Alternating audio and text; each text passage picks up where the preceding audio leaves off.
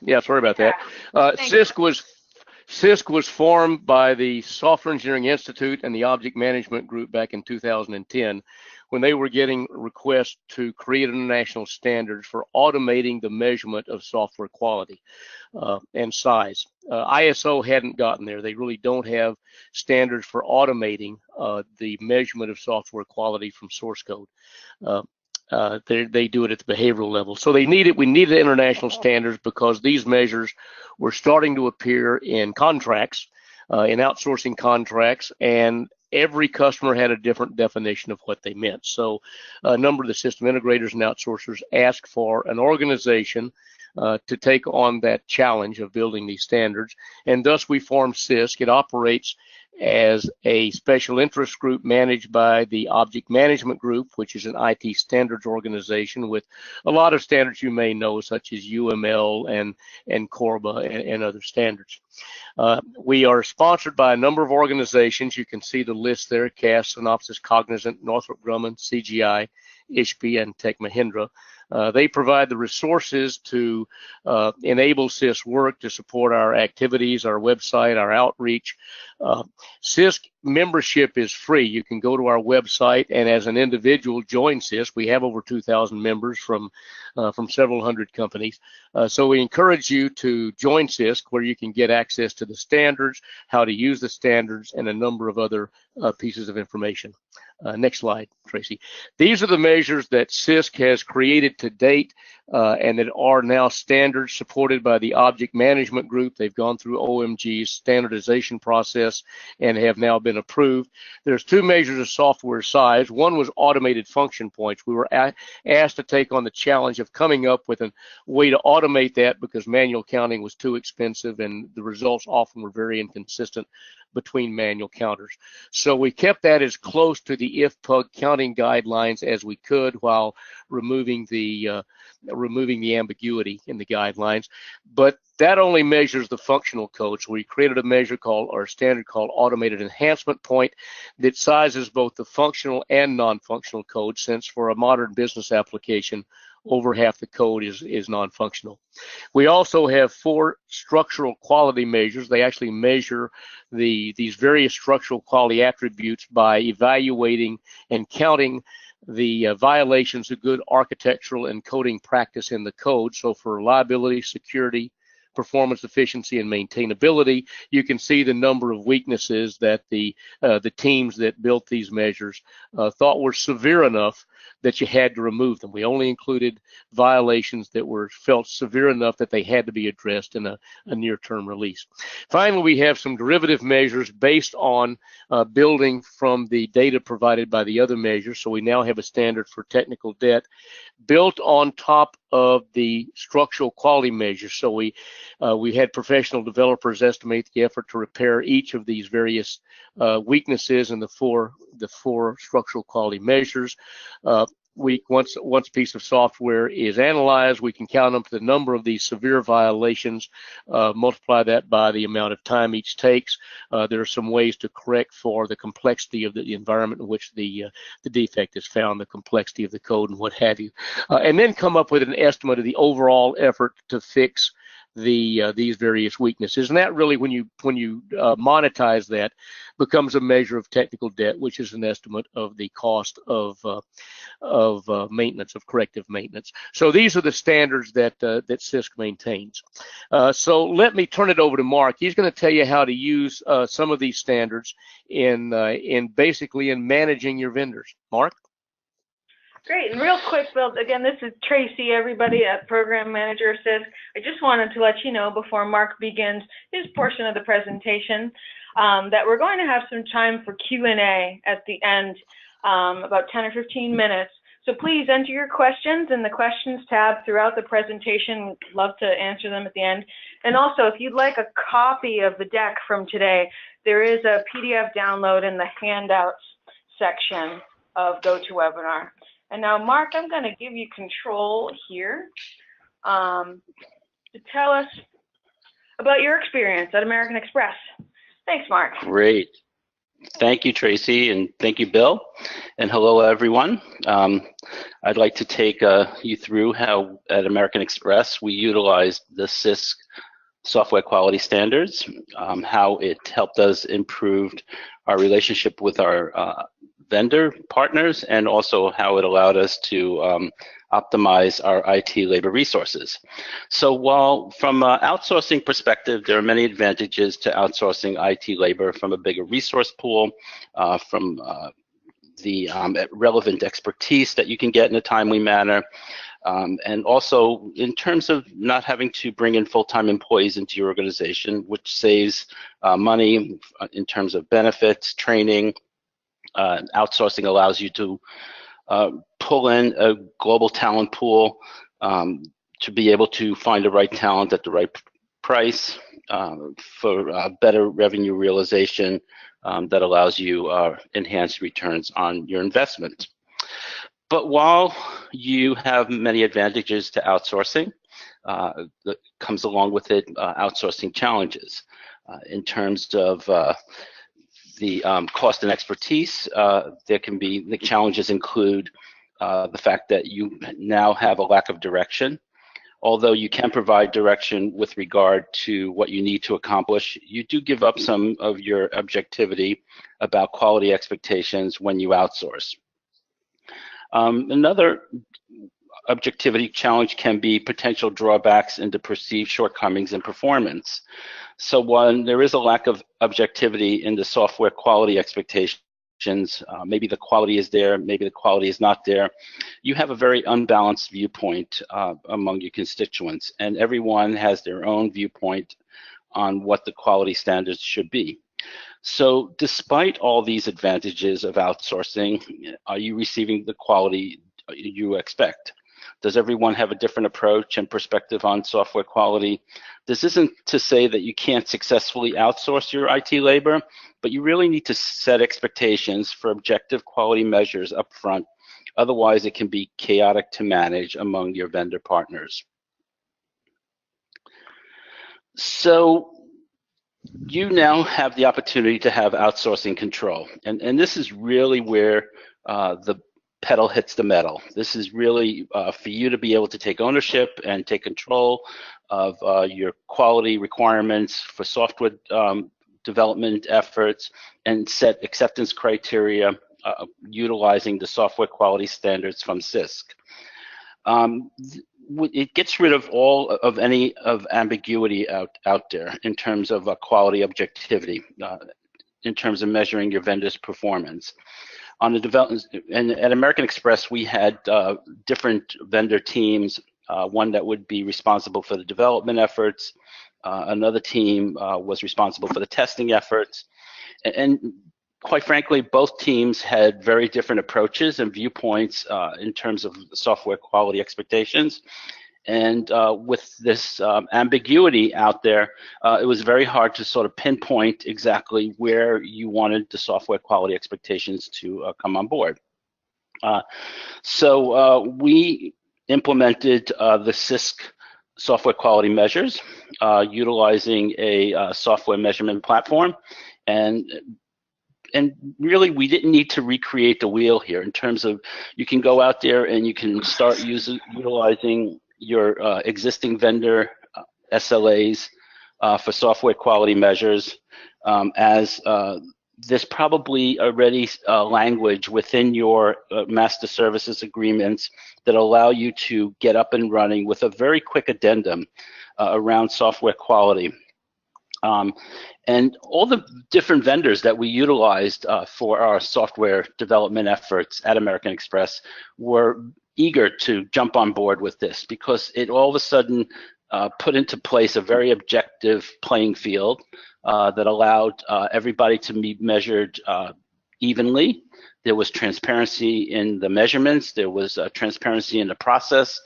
It was communicated very well accordingly, and everybody came on board very quickly because everything was consistent and automated through such software measurement platforms as CAST that we utilized, and everyone came on board and understood and aligned with. And not only that, all the vendors actually came on board and got into the software platform measurement as well, and started to ensure that they were training their resources to utilize the platform. So this way they knew exactly how the code would be measured and how they can improve upon their software development efforts on an ongoing basis. So we utilized and we consistently automated our objective measures from Sisk through CAST as a software measurement platform. So how did we do this? We established an iterative process of continuous measurement and improvements. We had an original baseline established. We got to have everybody, all the vendors, understand the software measurement platform tool. We established timelines for when the scanning would transpire, and at American Express it was on a monthly basis. And then we would we initially baselined the initial code. We had everybody review the findings. We had everybody given everybody enough time in terms of being able to understand and really get behind what the measurements were about and what the different factors were within the software measurement platform, so that as the teams would do their software development efforts, they knew how to affect change within those development efforts. So we also established success measures for this, and we continuously wanted to ensure that the code improved on an ongoing basis, and if the code didn't improve, the teams had to go back and rework the code development in terms of ensuring that it met the software quality standards from Sisk that was utilized through the software measurement platform. So this was very important, and this is how we were able to gain control, gain accountability, and then we continuously measured every development effort. Every month there was a scanning that was done before the system integration testing part of the process, and we looked at the code and we were able to see how the code had moved from the previous baseline, and we constantly used the latest efforts to update the baseline to ensure that the code was improving on a ongoing month-over-month process. So this also allowed us to now have focus in terms of our development efforts, whereas before we could we knew that we had to always do functional enhancements as per improving the code and bringing new functionality to the business to bring value to the organization. Now we can also look at the code and we could say, okay, there were opportunities in certain areas, whether it's around security or reliability or performance efficiency or maintainability, and we could see where we can affect change within each one of those dimensions. So this allowed us to prioritize our efforts. It also provided strategic direction in terms of being able to focus on improving the Sisk software quality measures. And then having the original and the consistently changing baselines based on the latest development efforts allowed us to focus our IT labor development efforts, and that we could see measurable improvements over and over. And as the need for software security became more heightened, it allowed us to focus in this area, as there is a direct link between security and your overall software quality. So from a prioritization perspective, if you can't measure it, you can't improve it. And that's really the crux of the Sisk software quality standards, utilizing CAST as a software measurement platform. And it allowed us to prioritize our outsourced IT labor development efforts based upon what our organizational needs were. While we always had to develop new functionality, we can always take the opportunity in terms of lowering our risk, improving our quality, and improving the prioritization from an IT labor perspective to make our code more robust, more secure, more efficient, more reliable, and more maintainable. So all this gave us the intelligence to really move forward on a month-over-month basis. It allowed us to see whether we had measurable improvements in place, and it allowed us to redirect and focus our prioritization, especially as the organization moved to an agile sprint environment where we needed to continuously release code into the environment. We also knew where there were opportunities for improvement. So at the end of the day, while utilizing the Sisk software quality standards to drive your development efforts and to meet your objectives and goals, what we saw was that the outsourcing results when we utilized the Sisk software quality standards was that it was a win-win-win for everyone, with objectively measured playing field, that all the vendors got on board. It improved our relationships with them. It improved the skilled resources on the team, and it improved the governance in place. We had actual control over our development efforts. It improved our accountability with our vendors between the various different development and testing teams, and even among the different development teams across our organization, because now we could see who was outperforming from a resource perspective across the various different development efforts across American Express.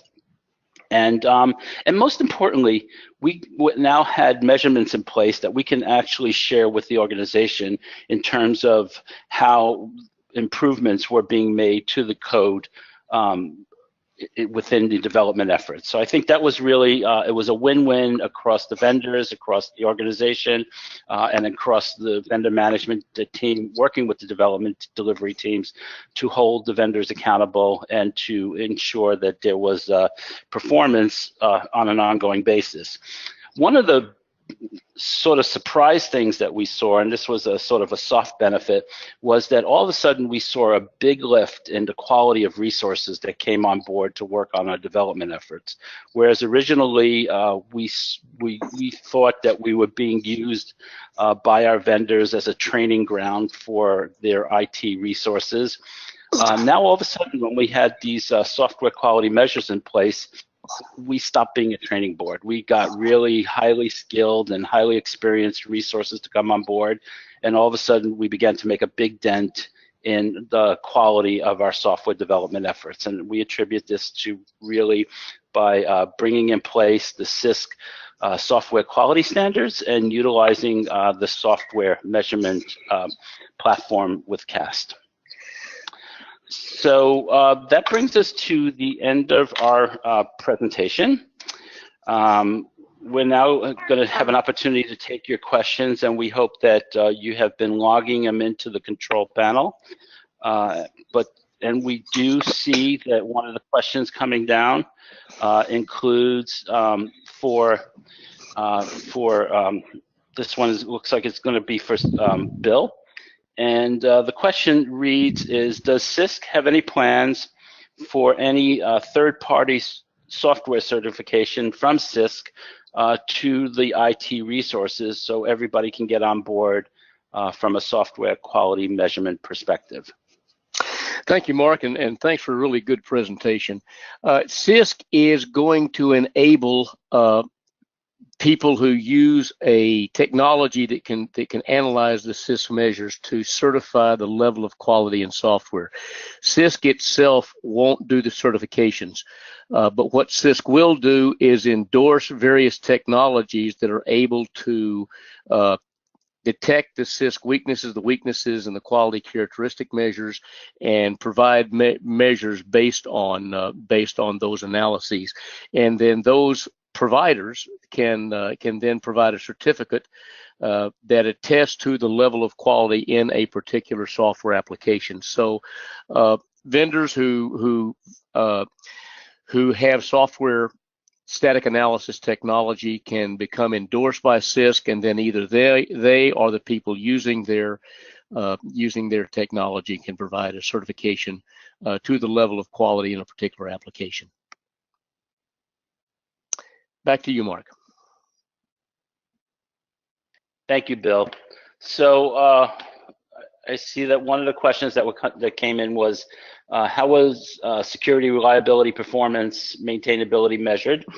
And it goes back to what we had outlined on this slide here, where we utilized the software measurement platform from CAST. We ensured that the vendors were all aligned on the software measurement platform that we were going to utilize. We put in process and established a timeline for scanning with the software measurement platform. We baselined the original code. We reviewed the findings with the vendor partners. We ensured that everybody was on board with this because it was a partnership, and we wanted to ensure that everybody was on board with the measurement process. And as I articulated, was that the vendors were really on board. They were eager to be measured in an objective perspective, because otherwise there was a lot of ambiguity, there was a lot of finger pointing, and we wanted to really erase that. We wanted to get away from that. We wanted to ensure that everybody had the same playing field, and it was a win-win because everybody could see the same results, everybody could understand how they could affect change in their development efforts, and everybody was measured in the same way across the organization. And so we had increased transparency, and we had more control that allowed us to govern the IT labor resources from an outsourced perspective on a regular basis. So the next question that's coming in is, did all the vendors have the same SLA targets? And yes, they did. So the reason why we did that was because we established a baseline, and the baseline allowed us to have the same terms of percentages of growth over the prior scanning on an ongoing basis. Now, obviously, that's going to change a lot with the type of code that you have in place. So when you have a legacy code in place, you may not see a lot of change. You're going to see results in sort of the lower end of the scale. Whereas if you have new application on board, and you can probably get up and running at a very high quality on your software. So it's always going to be different in that respect between a legacy code and a new code. So as long as you have the same software measurement platform in place, utilizing the same software quality standards, you always have the same monthly measurement results for each of the vendors to access on an ongoing basis. So another question that's coming in is, did the vendors have access to the monthly measurement results? And absolutely, they were partners. They're partners in our development efforts. They are partners in ensuring that our code improved on an ongoing basis. We always wanted to, this was a partnership between our vendors with their IT resources. We wanted to ensure that the resources that were coming on board and were working on our software development efforts all had access to the same software measurement platform, utilizing the same software quality standards. So we wanted to, there was no opaqueness here. It was all open and transparent all around in terms of what the results were, how they improved on a month-over-month basis in terms of the measurements that we had in place. Okay, thank you guys. The questions are really rolling in, so I really appreciate that. Enjoying this interactive dialogue with everybody, so keep them coming. So the next question that came in is, how many projects and applications or lines of code were you running through the program? We were running many applications through the program. Obviously, there was delivery teams that were more bought into the the process because they had a lack of control, and there was they were having a lot of difficulty in terms of managing their IT labor resources. So from an organizational perspective, there were teams, there were delivery leaders that signed up and couldn't wait to get this program up and running, work with us through the vendor management process, ensure that we had the addendums in place for their particular vendors, and we set up the software quality standards in place, and we had it centralized in terms of the software measurement platform within our organization. So any delivery team that wanted to run their code through this, there was no conflict from that in that respect. I would say we started off slow. Maybe 10% of the delivery teams came on board, and then we gradually increased those delivery efforts as we were able to communicate the results, communicate the benefits out to the organization, and so forth. So that was okay. So the next question coming in, and I see we're coming up to the end of time. So I just want to point out that if anybody wants to find out more information around vendor accountability and performance, that you can reach out to myself, Marc Cohen, at mscohen101@gmail.com.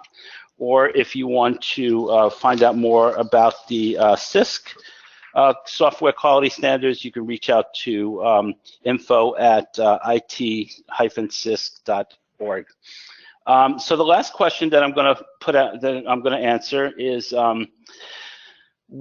how did we utilize these software measurement performance measurements in place when we had commingled teams, sometimes between two vendors working on the same development efforts, or between employees and IT vendors working on the same development efforts? And I have to say is the answer to that is that we always wanted to have partnerships. So if you were a development team and you were a full-time employee and you were working with outsourced IT labor resources, you had to have shared results across the team. We just wanted to ensure that there was a team spirit. It was the way we worked at American Express in terms of ensuring that everybody shared the same results, had the same common goals, and everybody came on board with that from a shared team and shared goals perspective. So brings us to the end of our webinar. I want to thank you for joining to hear about the Sisk software quality standards. As I said, you can reach out to myself, mscohen101@gmail.com, if you want to have any further questions and you want to brainstorm more about vendor accountability and performance around the Sisk software quality standards. info@sisk-it.org as well. So I want to thank everybody and thank Bill for your introduction, and thank you, Tracy, for moderating and bringing this webinar to light. Thank you, everybody. Thank you. And have a good day. Thank you, Mark. That brings us to the end of